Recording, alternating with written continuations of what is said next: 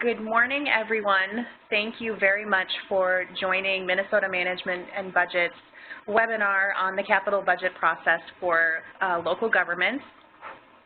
This is the second capital budget cycle that we've done this webinar. We're using the same format as what we did 2 years ago. So hopefully we have a chance to cover the content that all of you are curious about, that we have a chance to answer some questions, and if questions come up afterward or during the presentation, we'll have some time for interaction at the end, and we'll be able to answer questions.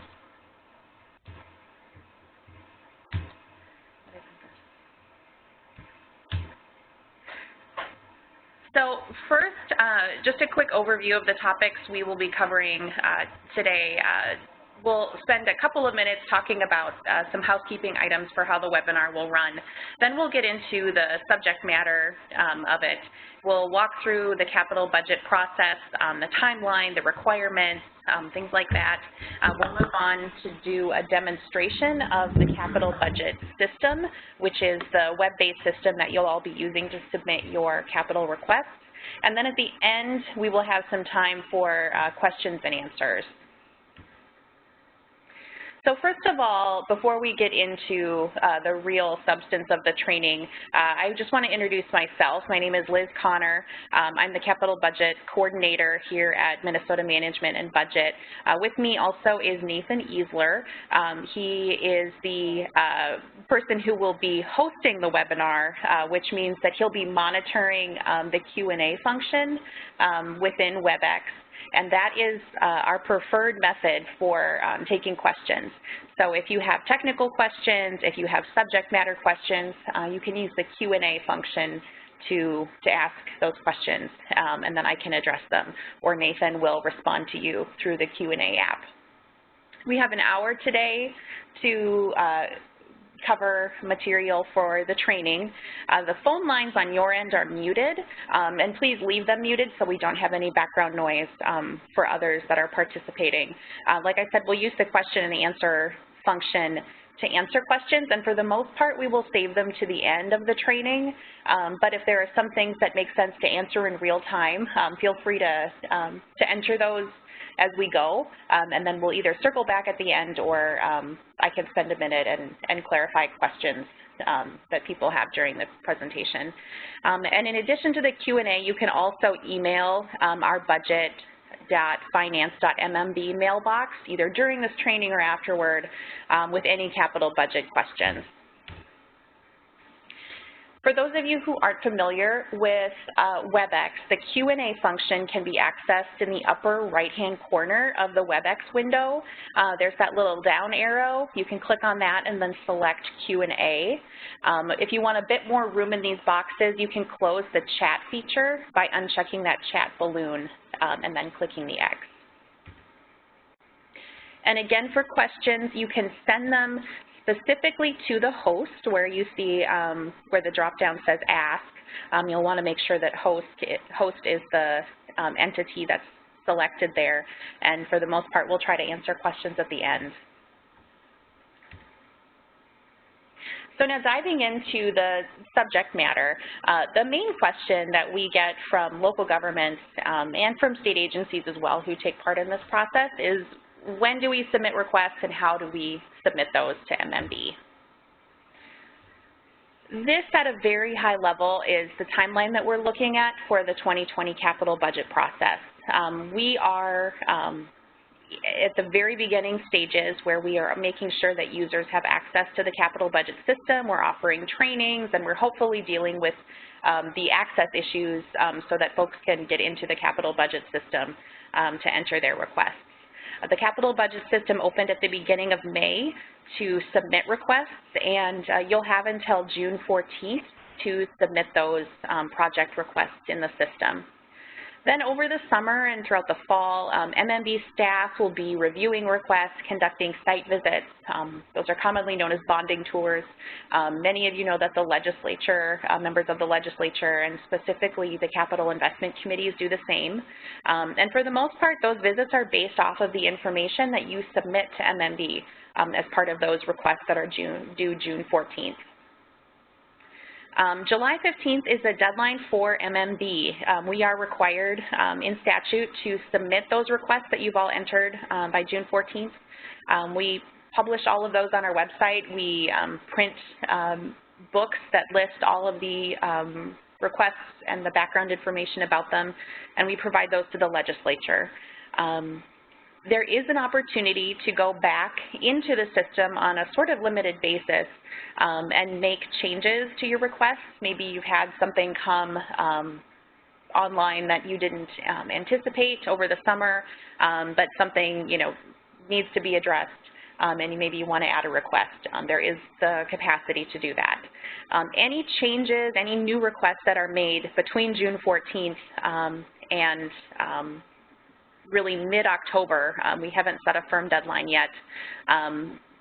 All of those requests are included in the final capital budget that's published on January 15th. And along with those final requests, the governor's recommendations for the 2020 capital budget are also published.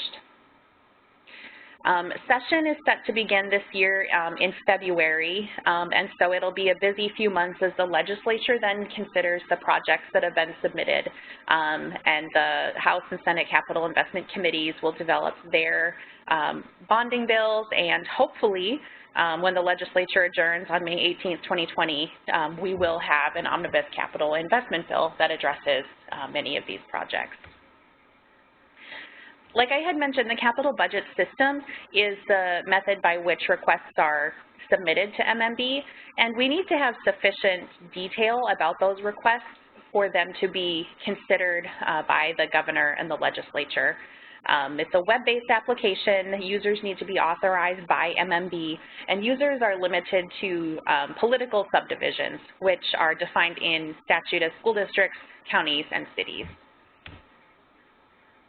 So if you're a local unit of government and you are submitting a capital budget request, you will have some interaction with state agencies. Minnesota Management and Budget, or MMB, is really the primary agency involved in the capital budget process. We provide all of the instructions, the forms, the training that you receive. We review proposals to make sure that projects qualify for general obligation bond funding or another type of capital funding if that's relevant. We collect all of the information that's submitted to us. We provide it for consideration to the governor and the legislature. And we also calculate the cost of the proposed capital investment packages, the associated debt service that the state has to pay related to the sale of bonds. And any implementation issues that might crop up after enactment of a bonding bill is also something that MMB is very involved with. Department of Administration is another agency that's very involved with the bonding process. Pre-design, in particular, is where admin plays a role in the review of those plans before design and construction phases begin. They also make sure that capital projects involving construction of new facilities, for example, will use sustainable building practices and high-performance building materials in the work that they're doing. And also, it's worth noting that for local governments who receive funding in a bonding bill, you'll be working with a granting agency, which in all likelihood will probably be different than administration or MMB.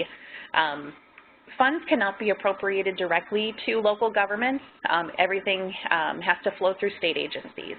So the way it works after enactment of a bonding bill is that the granting agency, for example, Department of Transportation or Natural Resources, would work with the local government to get in place a grant agreement that outlines how the bond proceeds will be used once the project is ready to get underway.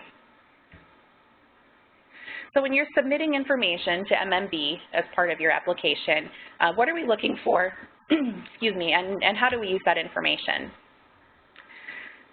The information that you provide to us involves, most importantly, how much is being requested by amount and the priority order of the projects that you're requesting if you have more than one request.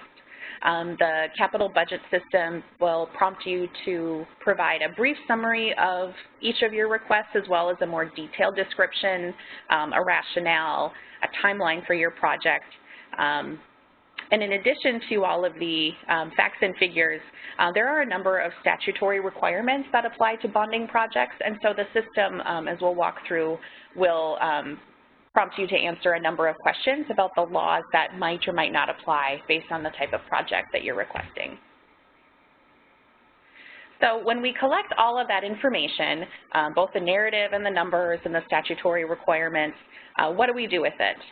So on July 15th and again on January 15th, all of those projects are published in 3 reports for each local unit of government and for each state agency.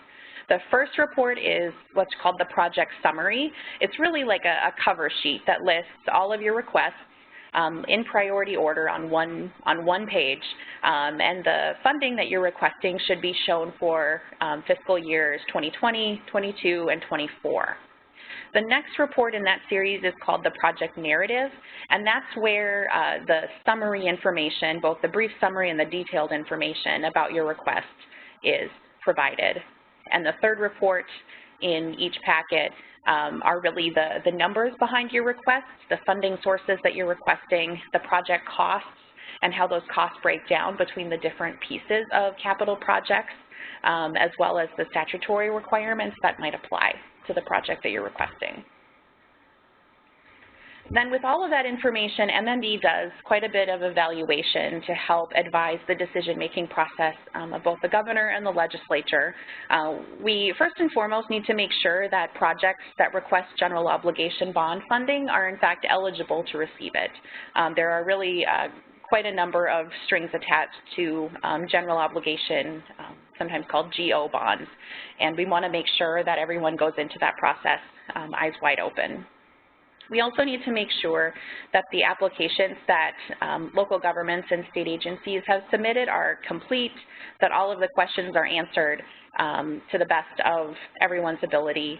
And then on a more qualitative basis, it's helpful to think about what problem is this project addressing. Is there a larger purpose beyond just the immediate, community or state agency that's being addressed by the project? I won't go into all of these questions, but the last piece that I would just note is for local governments in particular, where projects can be funded through an existing statutory grant program at a state agency. For example, Department of Transportation has the Local Road Improvement Program. It's really more appropriate for those types of requests to go through the state agency's application process for funding than it is to come through MMB's capital budget process. There are some exceptions to this, and I'm happy to visit with you if you want to learn more about that with respect to your particular project. But in general, we do encourage agencies to go through statutory programs when they're available. So I alluded to the restrictions, the strings that are attached to spending GO bond proceeds. The reason that GO bonds are so carefully monitored is because they are authorized in the state constitution for a pretty narrow purpose. It needs to be publicly owned, publicly operated. It needs to serve a public purpose, and the uses that will be undertaken with GO bond proceeds need to be clearly set forth in the session law that authorizes the bonds. So some of the things that MMB looks for when we're determining if a project can receive GO bonds, first and foremost is to make sure that it is a long-lived asset, that it would have a useful life of at least 10 years, and that the asset is fixed. So something like a land or building or something of that nature. That might take the form of purchasing of land or buildings or pre-design or construction. Furnishings and equipment can be kind of sticky areas. Those are typically not bondable unless they're financed in conjunction with new construction or major renovation. Examples of things that are not allowable with general obligation bond proceeds. This list is not exhaustive, but hopefully it provides some helpful examples. Options to purchase land or buildings, general studies that are more preliminary than pre-design, modeling for projects that aren't yet cited, master plans, relocation, moving costs, operating costs. These are really things that it's difficult to provide an exhaustive list, but it's possible that within a capital project you might have elements that are bond eligible and elements that are not bond eligible. So it's really an exercise that we at MMB go through with a fine-tooth comb to make sure that we're not putting forward any projects that are not actually authorized for general obligation bonds. Once a project receives general obligation bond funding, there's a concept that we at MMB look out for. It's called private use. It's a concept that exists in federal tax law. And really it means that the use of a facility or a property or land would be to the benefit of any non-governmental person or entity. And that does include nonprofits. So if you are requesting funding for a project that maybe, say, a city or a county would own, but that you plan to lease space to a nonprofit and maybe they'll carry out some programming, it's not to say that that's a deal breaker. It just means that MMB needs to get involved as soon as possible so that we can identify the appropriate ways to structure some use agreements between that nonprofit entity and the local unit of government that you're representing. And I won't walk through this. I'll provide this slide deck after the webinar is over, but this just gives you a bit of background about what those use agreements need to cover. Some examples of private use, in addition to nonprofits, things like concession stands in buildings, leasing office space, cell phone towers, parking garages where revenues are collected. There are a number of things that might trigger private use. So again, if you suspect that that might be in play with the project that you're requesting, please let MMB know as soon as possible. For local governments, there are some additional requirements. I had mentioned this before, that local governments who receive GO bond funding need to work through a state agency to develop a grant agreement, which is essentially the contract between the agency and the local unit of government that dictates how the funds will be dispersed for the project. Additionally, local units of government need to have independent statutory authority or authority through a local government charter to operate a program, operate a project if there's capital funding provided for it.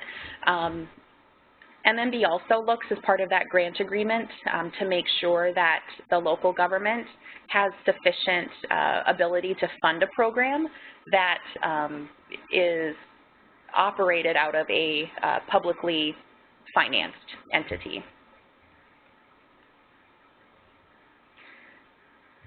The concept of full funding is also something that comes into play for local projects.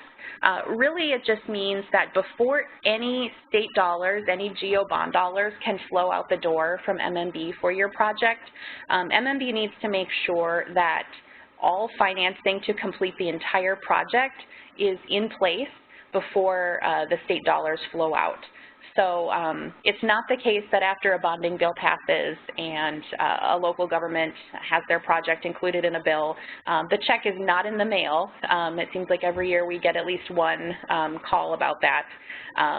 Really, when the money flows is dictated by both the grant agreement being in place as well as full funding, making sure that if there are local dollars behind a project, if there's federal dollars, that those dollars are legally committed before the state appropriation can be accessed for the project. So I'm not going to walk through everything on these next several slides, and again, it's not even an exhaustive list of statutory requirements that might apply, but it's helpful to see that there are a number of requirements that come into play when local governments receive funding for capital projects in the bonding bill. Everything from how much contractors have to pay to the crews working on projects, energy efficiency standards, pre-design being approved by the Department of Administration before design and construction can begin, that there is full funding in place to complete a project. And then also included in this slide deck are links to some helpful resources on MMB's website, things like the Capital Grants Manual and the template grant agreement, so you can see what you might be able to expect if your project is funded in the bonding bill. What are the sorts of agreements that you would enter into with a state agency? There's also a number of legal opinions where projects that have some complicated attributes to them, where we have to go to bond counsel to see whether or not they can be financed with general obligation bonds. So some of these things don't apply to more straightforward projects, but if you feel like you've got a project that might be a bit more complicated, might have some private use, these are the sorts of resources that you might want to take a look at to help you answer the questions of whether the capital budget process is the right source for funding for your project. And then finally, I've got my contact information. I've also got my colleague, Trudy Halla's contact information included in the slide deck. I am happy to answer questions about the capital budget process, the requests that you're submitting, system-related requests. Trudy is really the person who takes the baton after the bill has passed. So she'll deal with questions about grant agreements, when bond sales are occurring, the legal information, when money can be accessed. So it's really a before the bonding bill and after the bonding bill is where Trudy and I split our division of responsibilities.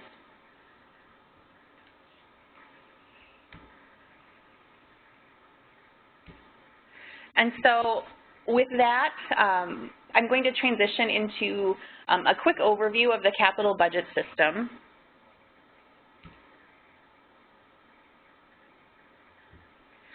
So as you all probably know, to get access to the system, you do need to fill out the local government user authorization form and submit that to the budget.finance.mmb mailbox. And we will assign a user login if you don't already have one, and then we'll make sure that you can get into the system to enter your requests. Once you enter the system, this is the home screen that you'll see for the capital budget system. And you can navigate through the application process in a couple of ways. Really, the first step is to click the Create a Request button, whether you're starting from scratch or if you are modifying something that is already in the system that you've already started. As you can see, the links down the left-hand side mirror the breadcrumbs up top, and you can navigate through the application using either of them. So the first screen that you need to start on is the Create a Request screen. You'll want to make sure that the request year is set to 2020, and that should be the default. For local governments, you will pick the entity. We'll pick Anoka County. There aren't any projects included yet. What we can do here is enter the new project name of test, and we'll create that request, and then it automatically takes you to the project overview screen.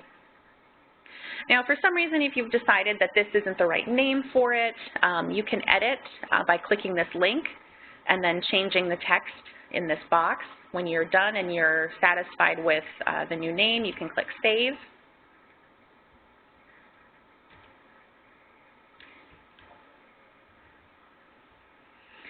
And these are all the fields that are required to be completed.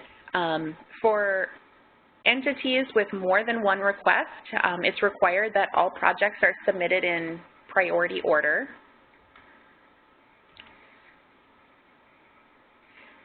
There is a city box and then a county box that automatically populates once you've entered a city, a zip code associated with the project, the contact name and contact information here. These will all be published with the reports that MMB provides the governor and legislature, posted on our website. So whoever the name is that's listed here should be the person that you want as the primary point of contact about a project. The project summary is that brief summary that's really just a couple of sentences about the project. The project description is where you can get into the substance of what you're really doing with the request, what the scope of the project is, if it includes multiple phases from pre-design to construction to multi-year construction projects. All of that should be described in this longer project description field. The project rationale is where you explain why the project is needed, why should it be included in the 2020 capital budget. The project timeline, these are really intended to capture the major milestones in the project. So the rough dates that might correspond to when design is anticipated to get underway, when construction is anticipated to begin, when the facility would be ready for occupancy, those sorts of big milestones in the project. The other considerations box is not a requirement. Use it if you feel like there's something to convey about the project that isn't really addressed anywhere else. And then I would just note about the description through the other considerations box that these are rich text fields, so you can do formatting, add numbering, bulleted lists, indentations, to really format your request in a way that makes it easily readable. These next several questions from who will own the facility, who will operate, who will use or occupy, and the public purpose, these are all really intended to get at that concept of public ownership and operation, as well as any potential private use associated with a capital project. Impact on state operating subsidies. This field is intended to address any possible future requests that a local government might have to help fund the project that you're seeking funding for. Anticipated encumbrance date. This is really your goal for having your grant agreement in place with the state agency. The midpoint of construction. This date should be informed by the documents that exist through the work that you've been doing with contractors. If you select a date in any of these fields, from the encumbrance date, the midpoint, or the end date, the calendar box automatically pops up. And based on the date that you select, particularly for this midpoint of construction, this will trigger an inflation rate, an inflationary adjustment to be applied to the project. If you already have an inflationary adjustment built into your cost estimates, you'll just need to check inflation rate is already included in project costs. If you don't check this box, it's going to double count the inflation and provide too large of an inflationary adjustment.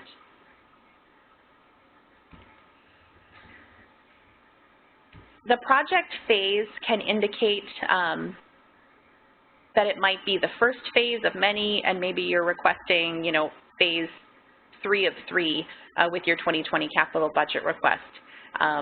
But in either case, this really should be filled out depending on the stages of the project. Description of previous state appropriations. This is not for funding that you've requested in the past. This is really meant to capture the funding that the project has received in the past. In some cases, this might be through the bonding bill. In other cases, it might be that your project was given money to do maybe a study, maybe a general fund appropriation to determine the need for the project before you've actually gotten underway with the capital request. But any money that you've received from the legislature in the past, please include that here. And the project type, please answer this one to the best of your ability. This is a field that more often gets used in the reporting that MMB provides to the governor and the legislature. For example, they might want to know what are all the road projects that were requested by local governments. This allows us to filter for that project type and then sort all of the projects that fall within a certain type. The resolutions field is really critical for local governments. So the application asks if the governing body of the applicant has passed a resolution of support, and that resolution needs to include priority rankings if there's multiple requests. So if you have that in place, if your board or your council has already passed it, you can click yes. And what you'll do down here under Upload Resolution File is to upload the actual resolution document to the website. Now, every year there are several local governments that intend to pass a resolution of support, but they don't quite get to it by that June 14th deadline, and that is not a problem. We can always go back and edit this field, but for the time being, if it is not in place by June 14th, you will click no to answer this question, and then after June 14th, once you have that resolution, you can send it to either myself or the budget.finance.mmb email address, and we will change this field for you. We'll click yes that you've got your resolution, and we will upload it.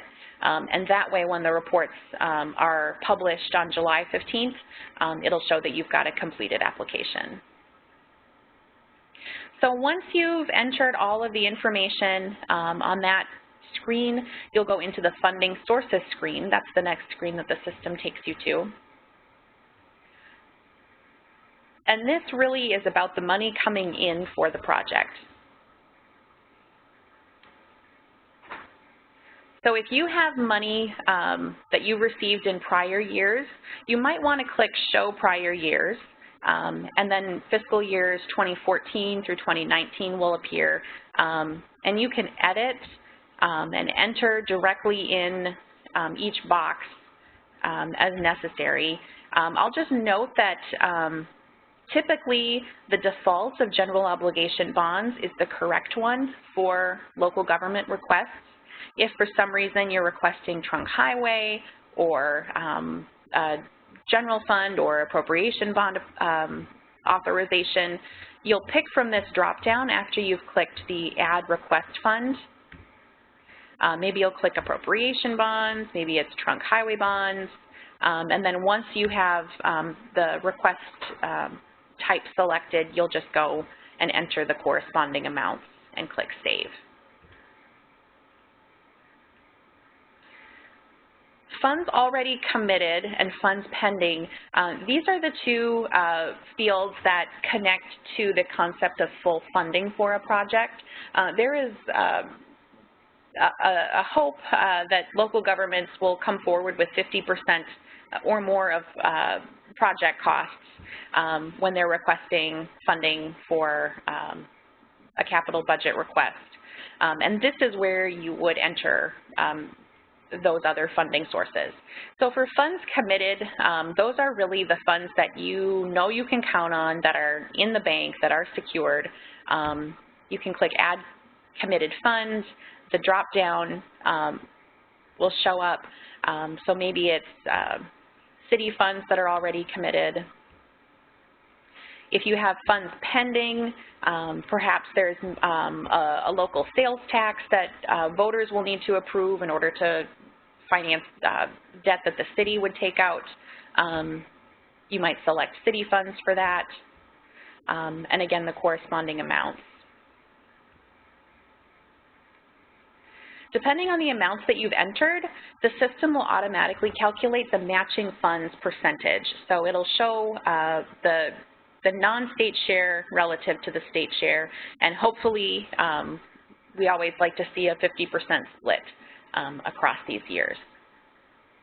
So once you've completed the funding sources screen, you can click Save and Continue. And the first time that you're in the project cost screen for a particular project, the system will prompt you to answer 3 questions.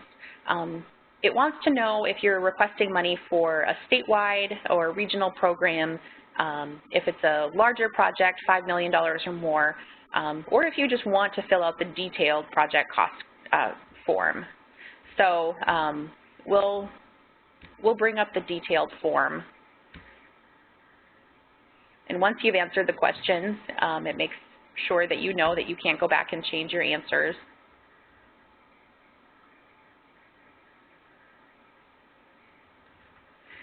The project cost screen gets at how is it that you're going to spend the money that you've received, both from the state and also any non-state money that a local government might be bringing to the table for a project. So there's a number of categories that roll up to the larger capital category. So there's, for example, a variety of types of design subcategories that all will roll up into a design fees line item, and it's just the design fees line item, for example, or a project management or a construction line item that'll show up in our reports that we publish. In some cases, you don't need to show these prior years. You can always click on the link where you click to hide the prior years, hopefully. So for pre-design, maybe you are just requesting $100,000 for pre-design in this current capital budget year. It's worth noting, and it says this on every page, but it's helpful just to remember that the dollars that you enter should be in thousands. So you're not requesting $100 here, you're actually requesting $100,000. Once you've entered, I don't need to go through each of these, I'm sure. I'm sure you all have the idea of what this will look like for your project. But based on the categories of capital activities that you're working on with your contractors and with your local government engineers, you'll use that information to populate this table. So on that project overview screen where we entered a midpoint of construction and then we clicked the box that indicated that the inflation rate was already included, this means that the system is not adding any more inflationary cost to the project.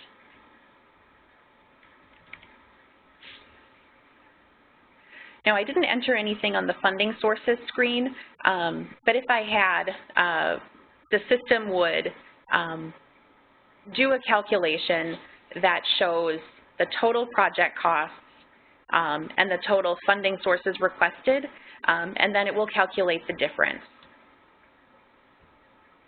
So we entered $100,000 for pre-design, but nothing on the funding sources. We didn't indicate that we were requesting any money for it. So we have an imbalance in this application, and the system will allow you to preliminarily submit it for that June 14th deadline, but it won't put it into final submission for it to ultimately be considered by the governor and the legislature. So in order to resolve this variance, we can click Save and Continue, but what we'll want to do is go back to funding sources and fix that variance. So I need to put $100,000 in somewhere in the funding sources.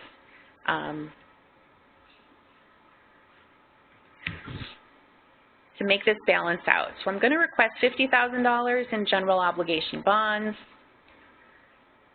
and I'm going to indicate that we've got $50,000 committed from the city, and we have no funds pending, so I'm going to delete that.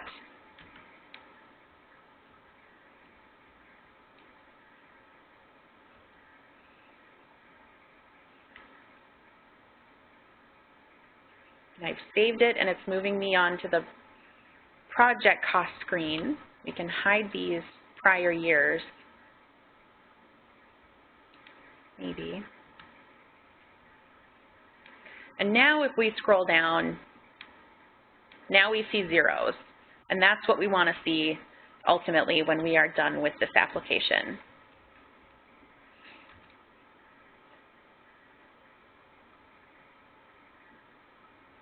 The final screen where you're prompted to answer questions are related to the statutory requirements. So I won't walk through each of these other than to say that the answers that you can choose from are yes, no, or not applicable. Some features on this screen are hyperlinks to the statute that you're answering the question about. In some cases, there are these gray text boxes that provide a bit of an explainer for what the question is asking about. There's also, for example, under the use agreement, a tooltip that provides some of those examples of where there might be private use in a project. And so perhaps because of that private use, there needs to be a use agreement in place between the local government and the non-governmental entity. Once you've entered all of those questions, you click Save and Continue. The agency profile and agency strategic plan you can ignore. Those are requirements for agencies. But I would just like to highlight the other documents option that you might have. For example, maps and pictures of a site location can be really helpful in understanding what a capital request is. So to do that, it's a pretty straightforward upload where you choose a file, you select it, and then upload the additional document. Click Next. And the screen that it brings you to now is a preview of all of the information that you've entered. And of course, here we've left a lot blank, but this is where you'd see your completed application, all of the information that you've entered. It's a chance to preview the content that would be published for your project request. If there's something that you see that doesn't look right, you can simply just go back to the screen where that element appears, and you can change the information that you've provided.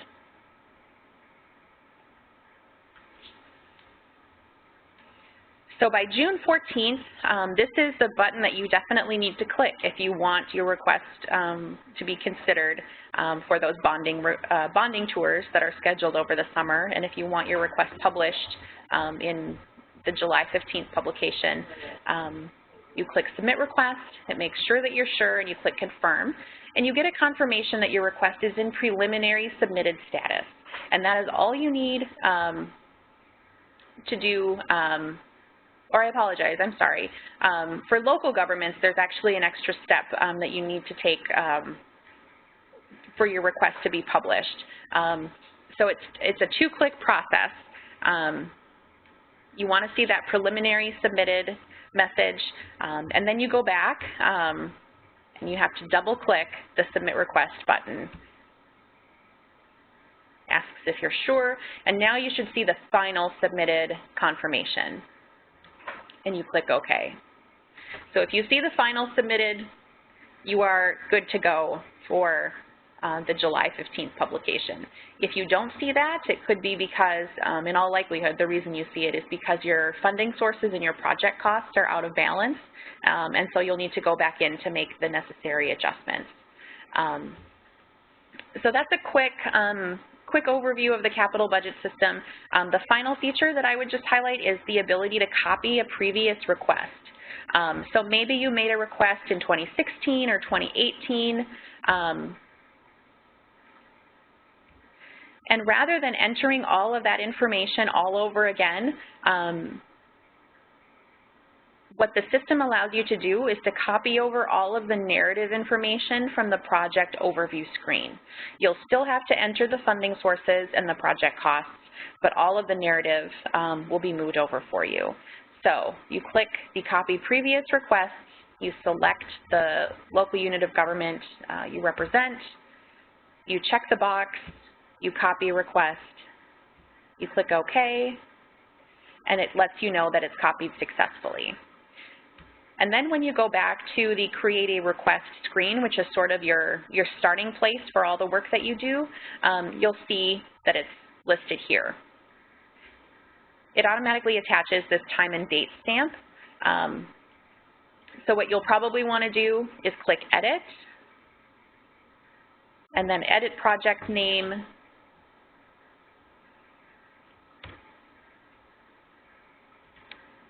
click Save and Save, and now you're good to go.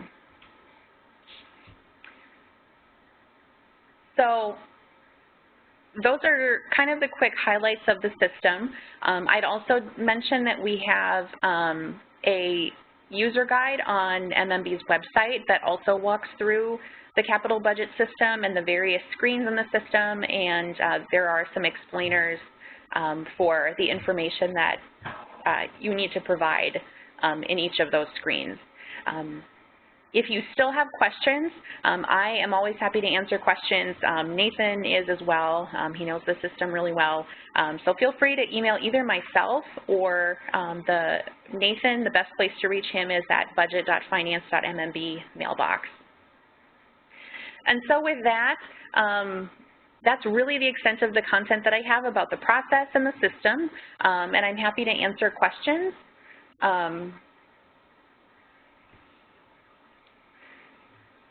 See, it looks like we have one. It's related to historic buildings.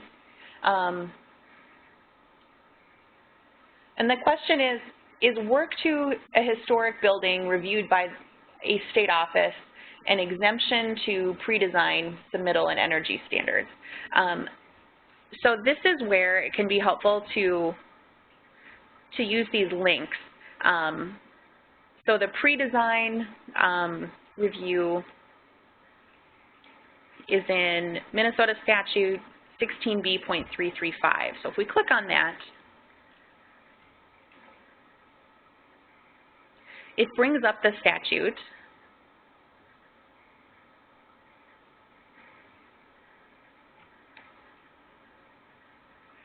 And so here, the energy conservation. In this statute, it doesn't look like there's any exemptions listed in this statute. The best place to get a definitive answer for questions in 16B statutes is with the Department of Administration. These are really the statutes that admin oversees and implements. And so the best place to really get the complete answer is through Department of Administration, and I'm happy to serve as a go-between to connect you to the right person over at admin if you are questioning whether a statutory requirement might apply. Generally, when it comes to applicability of 16B.335, the exemptions are listed directly in the statute, but it's possible that there might be exemptions elsewhere in state law that the state agency responsible for the statute would know best. So my quick answer to this question is that it doesn't look like historic properties are exempted unless I've missed it in the quick scan, but this would probably be a question that we would want to reach out to Department of Administration and the Minnesota Historical Society to get a firm answer.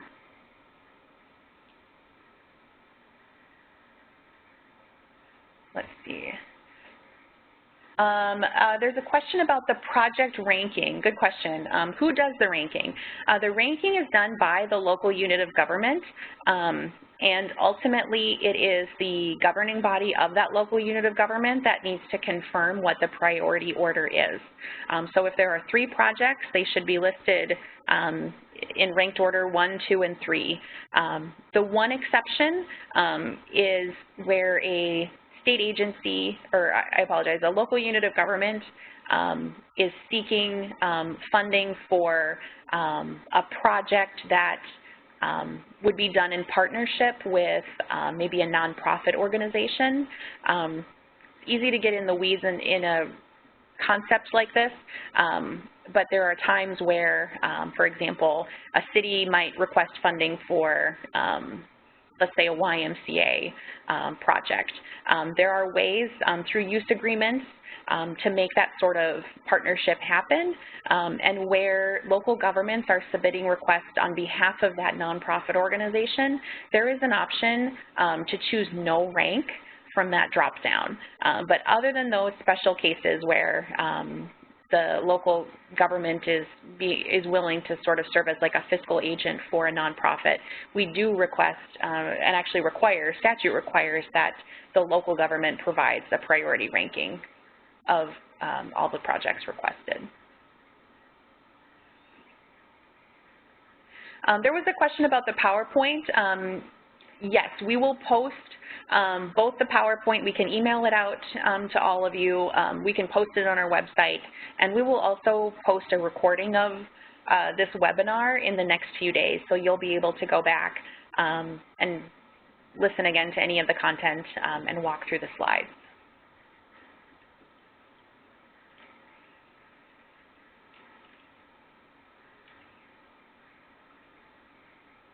Any other questions?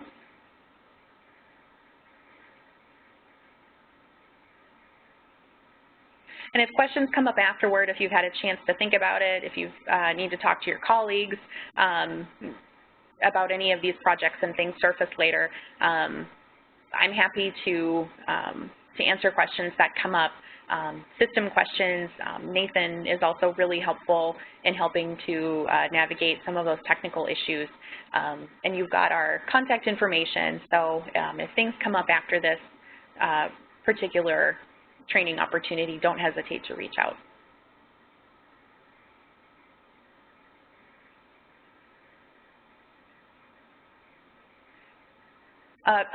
Another question just popped up. Is the Public Facilities Authority considered a state agency? Yes, they are.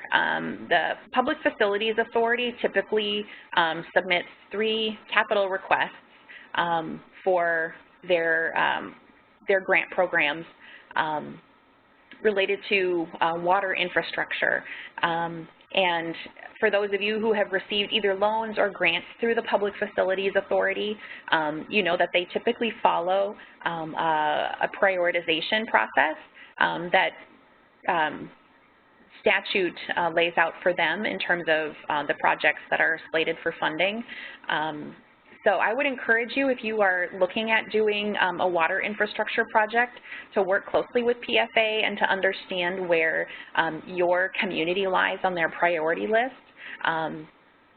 There are some times, I think it's fair to note that although there is a statutory program available for water infrastructure and for local roads is another example, there are some times when I think it makes sense for local governments to not necessarily seek funding through an application to the statutory program. It seems every year there's always a handful of local governments that are set to receive maybe a grant through the Local Road Improvement Fund program at MnDOT, but you know that in 3 years you need to replace the water infrastructure that's below that road. So those are the times when I think it makes sense to submit a separate request from the Public Facilities Authority process, because it really makes the most sense from an efficiency standpoint to tackle both of those projects at the same time.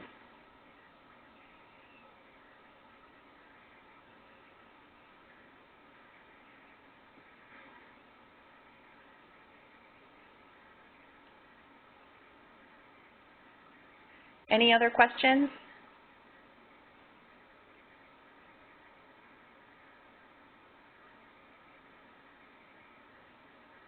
Another question just came through. For historic buildings, can an application for state or federal historic tax credits be concurrent with submitting a bond application? Sometimes. It's probably not a very satisfying answer. That is one where I think if that's a situation that your local government is in, we should talk offline about how that application would be put together. It happens occasionally, although not too frequently, but it's complicated enough that we do need to involve other staff at Minnesota Management and Budget to make sure that we stay on the right side of federal tax regulations. And there is another question, funding for a bridge over railroad track, if that's eligible due to safety issues for residents that don't have another exit. Yes, those types of projects are often bond eligible. It sounds like that's probably a request that might be funded through the local bridge replacement program. So that could be a program that you might want to reach out to MnDOT to see where your community might fall on their priority list. I know that safety is one of the factors that drives the prioritization of that program. But of course, I think that same caveat, like water infrastructure and local roads can apply, that sometimes it makes sense, but even if a project isn't up there on the priority list, where it might make sense for funding to flow outside of the statutory program. Another question about the resolution from the governing body, if there's a sample resolution. We don't have a template for that, but if you search out, I know you can find them just through Googling, city councils and county boards do publish their resolutions oftentimes, and that's sometimes where I've had to access resolutions that come in after the deadline. There's really no set form and format. There's not anything that we require. There's not anything that statute requires other than the resolution listing the priority order. There's a question, would a city-owned facility that a university might use for training be eligible? So I think that's another maybe question. I think it depends on the type of university. So the University of Minnesota and Minnesota State are considered public entities. So that sort of relationship would be just fine. But we do have a number of private for-profit colleges and universities in Minnesota, and those are the sorts of partnerships, if there were to be one between them and a city or a county, that would be considered private use. Again, though, those are not necessarily deal breakers. It just means that MMB needs to be involved to make sure that a use agreement can be set up to accommodate that use.